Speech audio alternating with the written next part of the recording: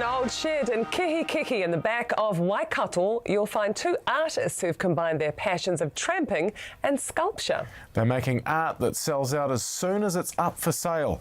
But instead of going big, they've decided to focus on the small. Lucas de Jong went to see them at work.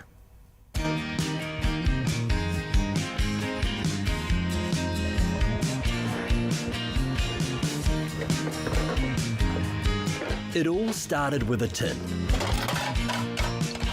A large one, with a very little detail.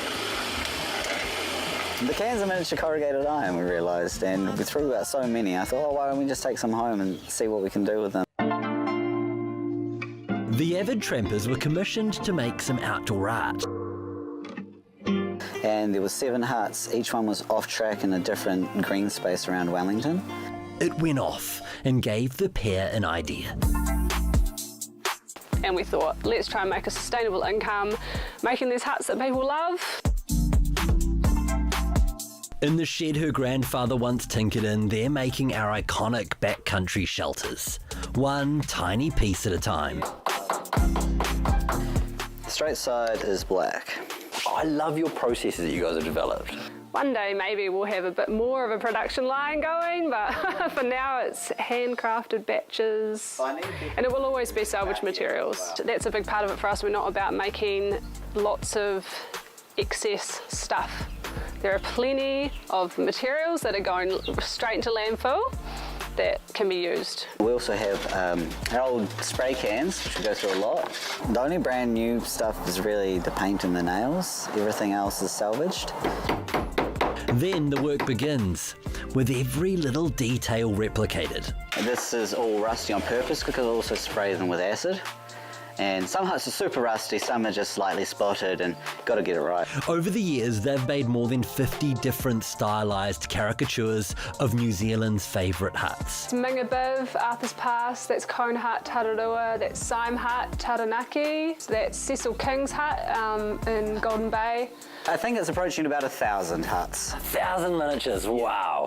They're constantly challenging themselves, delving into the archives and looking for new details. The Chaffee hut is extremely beautiful. Yeah, I had to create a machine to make the weatherboards. So that's one of my favourites. I think it might be the favourite. The hardest part, choosing which hut to make. There's over 900 huts that we could be making. Instead, they opt for those with history. We tend to prefer the older style huts, so historic huts, Forest Service huts. Like a good community story is always amazing. And I love that you're not just walking in and taking a picture of how they are now. You're actually thinking about a moment of time sometimes. Yeah, so we choose a certain hut from a certain era, a certain colour. And after countless hours, they're ready to be sold. In a very secretive way. This is our hut of the month, Mount Brown Hut. We have like a secret shop where we release just to our mailing list. Today, the Mount Brown Hut went online at 12. 12:02, and how many have you sold? 5. 5. So far. Like that, oh my God. So on average, how fast do you sell out? Usually 1 a minute. Within 3 hours, they'll all be gone. Sometimes it's only half an hour. How does that make you guys feel to know that your stuff is in such demand? There's another one. Yeah, amazing. I mean, yeah, we just can't make them fast enough. But instead of upping production and pumping out paperweights, they're focused on keeping their art collectible. And sometimes a bit bigger. We've got mini huts and we've also got bigatures. Bigatures.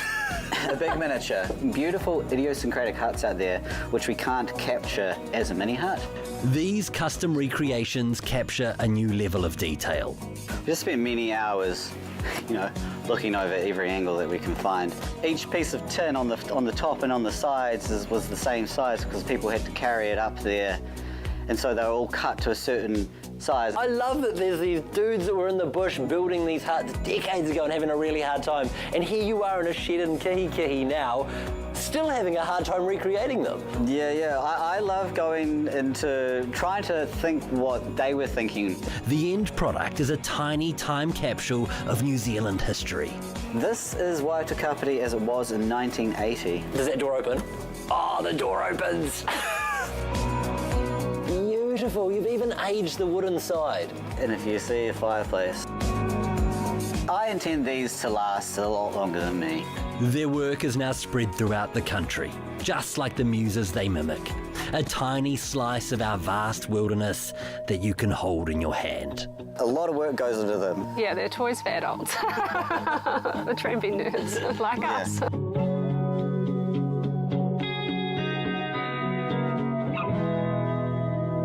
Yeah. Aren't they cute? Cool. And They're here's really one cool. here. Such attention to detail, eh? Yeah, beautiful. That's going to go straight onto the shelf.